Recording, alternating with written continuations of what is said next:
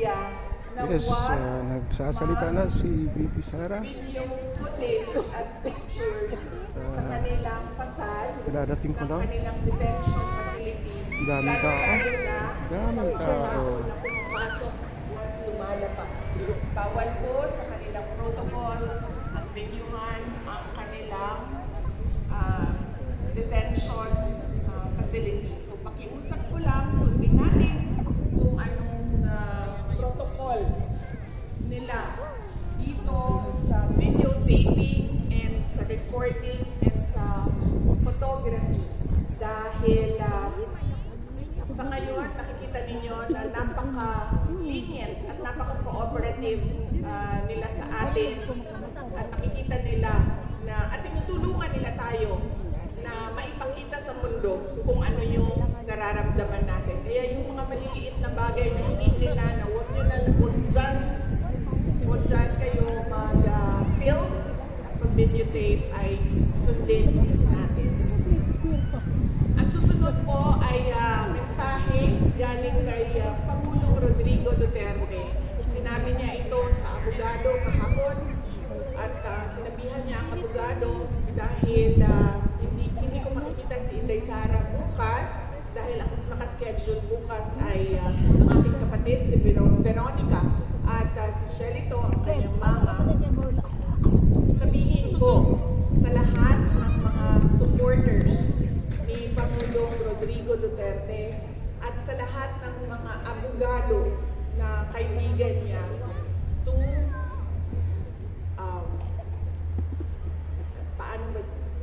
sinabi niya na huwag tayo makialam sa kanyang kaso sa International Criminal Court. Hayaan natin ang kanyang mga abogado at ang korte mismo magdesisyon kung ano ang mangyayari o ano ang susundin kaparte ng proseso ng korte. Sabi niya, kung gusto niyo ipahayag ang inyong pagsuporta, kung gusto niyo ipahayag ang inyong galit na nararamdaman or kung kasiyahan na nararamdaman, sabi niya, huwag natin pag-usapan ang kaso at huwag natin pag-usapan kung ano yung nangyayari sa kaso. Lalong-lalo na pagdating sa mga complainants o reklamo na nandyan sa loob sa International Criminal Court. So yan po yung mensahe ng detention center. Pakiusap ng detention center sa ating lahat. Yan po yung message ni Pangulong Rodrigo Duterte kahapon na pinadaan niya sa abogada na pumasok Mahirap sa kanya mag-zoom. nakipag-meeting sa kanya kahapon. Ang susunod po ay sinabi sa akin ni Pangulong Rodrigo Duterte noong uli naming meeting sa loob. Sinabi niya, sabihin sa inyo, sabihin sa ating mga kababayan, ang kailangan niya ang tulong ng mga PDP senators at ng kanilang mga guest candidates. So, tulungan niyo po ako isa-isahin kasi noong nakaraan ay nakalimutan ko yung isang pangalan. So, isa-isahin po natin ang kanilang mga apelido. Una po ay si Senator Bongo. Pangalawa ay si Senator Bato de la Rosa. Alright. Ang sunod po ay si Senator Attorney Jimmy Bondong. Ang susunod ay si Senator Attorney J.V. Hinlo. Ang susunod ay si Senator Attorney Raul Lambino. At ang panghuli po ay ang ating kaibigan, si Mr. Senator Philip Salvador. Yan po ang candidates ng PDP. At ang kanilang mga guest candidates ay una si Senator Attorney Rodante Marcoleta, si Senator Attorney Vic Rodriguez,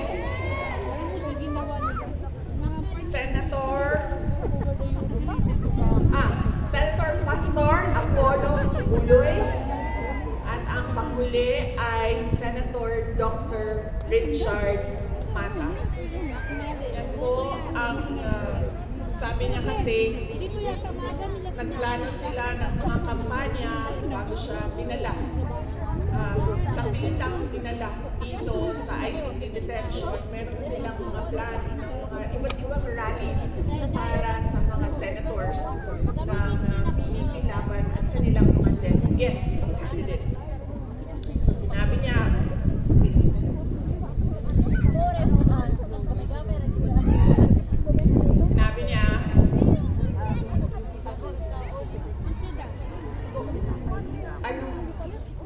ma'am, para si PRD kung zero yun, ako Pepsi Max.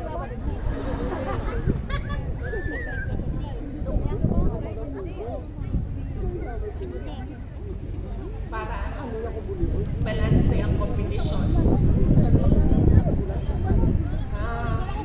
Yes, at sinabi niya, hindi na niya magawang mga paa niya tumayo sa stage doon sa Pilipinas at sabihan ng mga supporters kung bakit kailangan natin iboto yung 10 diretsyo at wala ng ibang kandidato na iboto. Kaya sabi niya, ipaabot sa inyo na kailangan niya ang tulong ng mga PDP senators at ng mga guest candidates ng PDP laban. Ang sunod po ay, actually nakalimutan ko kanina, dapat ang opening natin ay magpapasalamat sa Diyos sa magandang araw na ito. Walang init, walang ulan, sakto lang ang lamig. At nabiyayaan tayo ng pagtulog o permission na magsama-sama sa araw na ito. Kanina, habang naglalakad kami, ay narinig ko yung kanta na The Greatest Love of All. Sabi nung kasama ko, sabi niya, maganda ka ng kanta mo kasi papakantahin ka niyan nila. Sabi ko, wala talaga akong contribute sa kanta ngayong araw na ito. Maliban sa happy birthday song na nagawa na natin kanina, o hindi pa? Papunta na tayo doon. Maliban sa happy birthday song.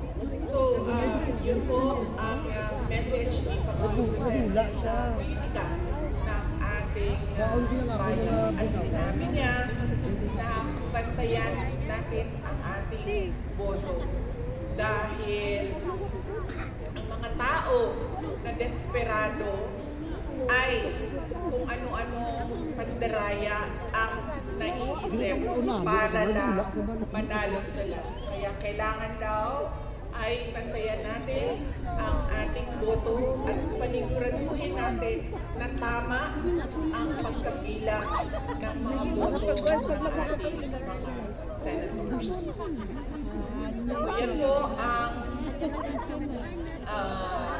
message niya sa politika. Ang message ko naman sa kanyang birthday ay pinost namin doon sa aking social media account sa Facebook. Magkakainan na Sinabi dito. ko doon, Daming my pagkain. warmest wishes Go. for former President Rodrigo Duterte. My warmest birthday wishes for former President Lapit-lapit tayo ng konti. And I thank him for emphasizing the value of education sa akin. And I thank him as well for teaching me resilience and courage through his exigence. Si PRD kasi very demanding siya as a person, which is good kasi isa yan sa kailangan ng isang leader. Isa yan sa quality na kailangan ng isang leader to make things happen. You have to be very exacting and very demanding, especially sa mga tao na katrabaho mo o kailangan gumalaw para sa trabaho ninyo. And that was his way as well. doon kami ay lumalaki. At nagpapasalamat ako doon dahil natuto ako na maging resilient and brave dahil sa kanyang pagpapalaki sa amin. In fact, noong isang beses na magkausap kami sa loob, sabi niya sa akin, alam ko, pag-usapan namin ang pagbisita ng aking mga kapatid, sinabi niya sa akin, sabihan mo sila bago sila pumasok dito, huwag silang umiyak. So yun ang mensahe niya sa kanila at sinabi ko din sa mga kapatid ko na ubusin niyo ang luha ninyo sa loob ng banyo. Pagpasok ninyo doon, huwag kayong umiyak. Dahil ayaw niya na nakikita ang, well sa amin, ayaw niya na nakikita na umiiyak kami. In fact, noong gathering natin, noong 23, nung nakaraang Sunday, sinabi ko din yan sa inyo na isang beses tumawag ako sa kanya, umiiyak ako. Tapos tinatanong lang niya, nasaan ka? Nakidnap ka ba? Tapos iyak pa rin ako ng iyak, hindi ako makapagsalita. Sabi niya, buntis ka ba? And then sinabi ko lang, nahihirapan ako sa aking pag-aaral. And then sabi niya sa akin, bakit ka umiiyak? Mag-aral ka, bumalik ka sa mga libro mo, mag-aral ka.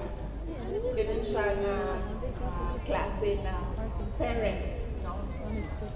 Ang mga bagay na iniiyakan lang ay kung nakinglat ka or nabuntis ka na wala sa panahon. So yun na pinagpapasalamat ko sa kanya ngayong araw ng kanyang kaarawan. And syempre, pinapaabot ko yung magpapasalamat sa ating mga kababayan sa iba't ibang panig ng mundo sa pagpapakita nila ng suporta sa ating Pangulong Rodrigo Duterte. Idasal natin ngayong araw na ito na sana ay ibalik na siya doon sa Davao City, sa Pilipinas, dahil inaantay niya siya doon ng mga Davaoenyo dahil siya ay meron pang term o darating pa yung term niya na magiging mayor pa siya ng Davao. At syempre, idasal natin na siya ay bigyan ng lakas ng loob na harapin lahat ng kanyang problema sa paglalaba, pagluluto, at paglinis ng kwarto niya dyan sa loob ng ICC Detention Center. Dahil nasanay kasi siya na merong girlfriend or merong ka-live-in na nag-aalaga sa kanyang pagkain, paglilinis ng bahay, at paglalaba. So hindi ko lang alam ngayon dahil ilang araw na rin kami hindi nagkausap kung natuto na ba siya maglaba. Kasi sinabihan ko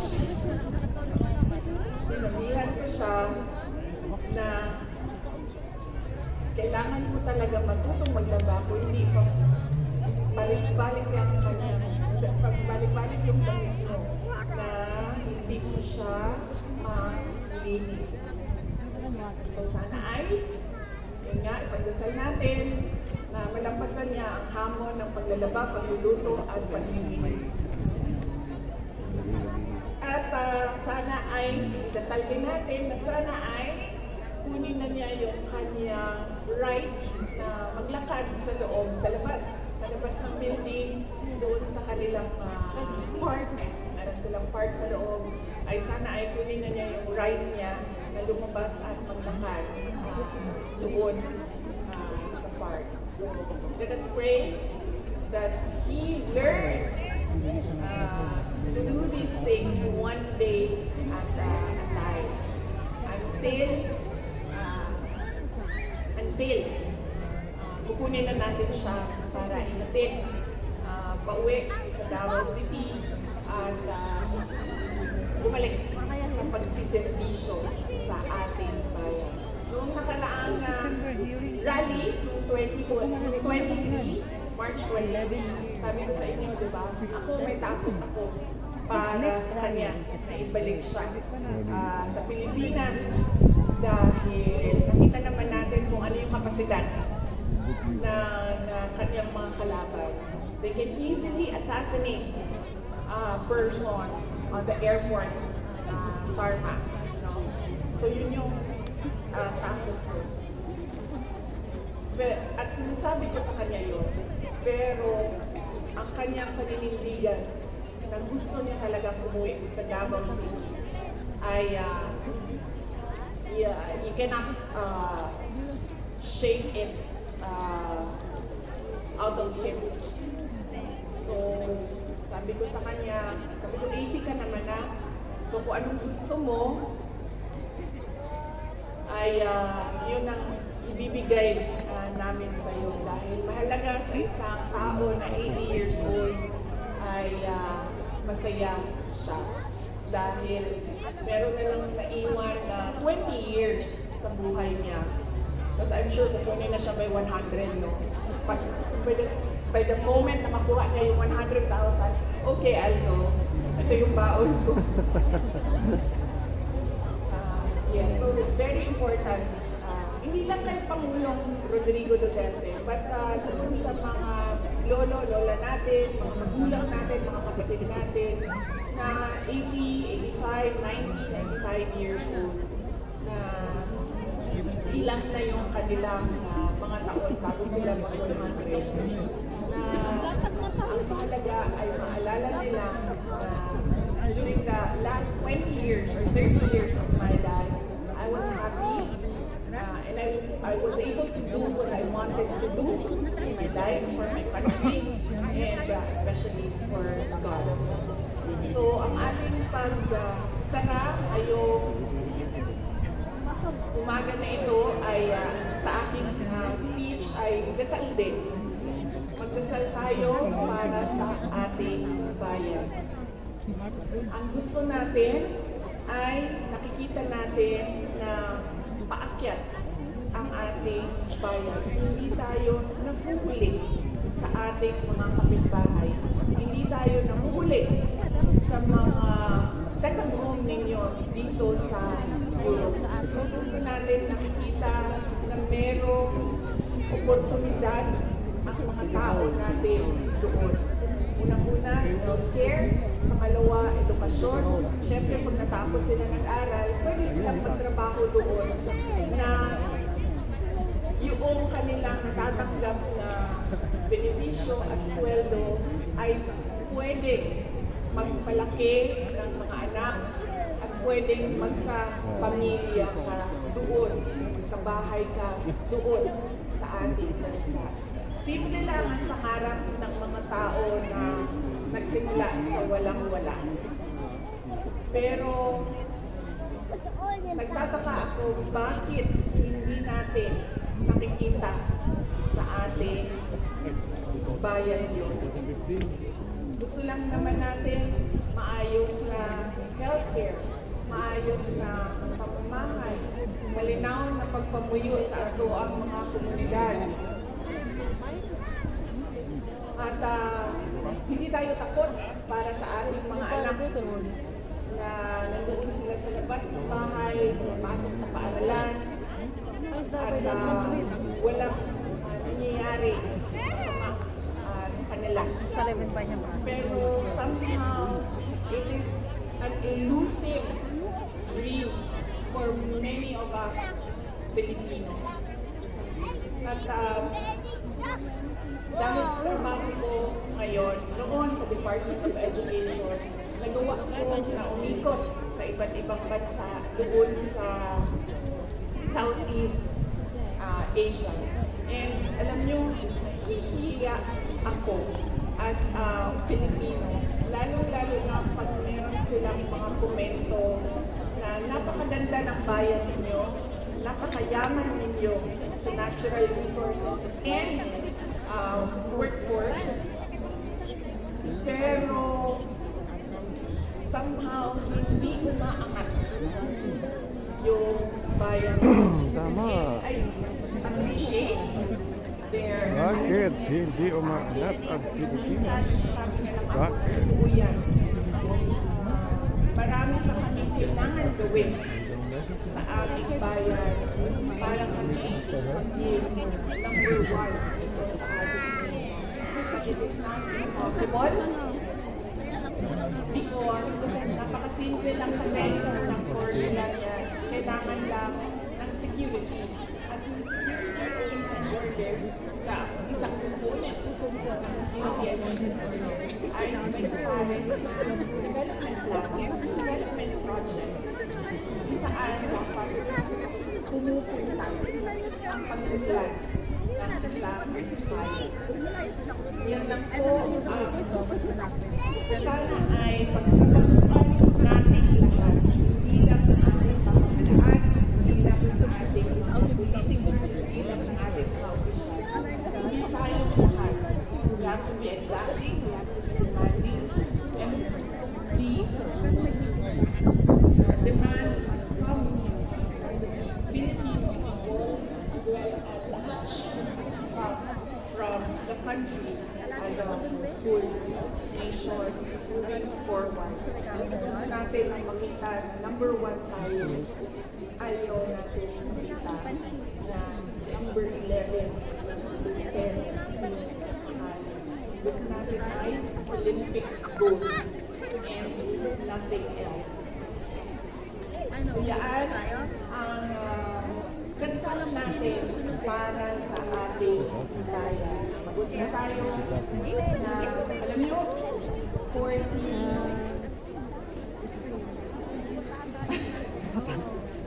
alam niyo, 20 plus years old na ako. Muntik ako magkamali doon, mama. 20 plus years old na ako.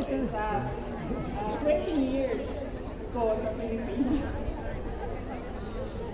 Parang ba pareho lang? Simula noon. Nung madami lang yung tao, actually. Sa amin sa Davao City, pareho lang siya. Merong konti. Mabagal yung progress natin. Hindi siya yung gusto natin na big and fast, mabilis. Nandiyan kaagad. Mabagal siya. Dahil sa 20 years, meron kami nakita na progress sa Davao City. Not as fast as I want it to be. And nakita ko dumadami ng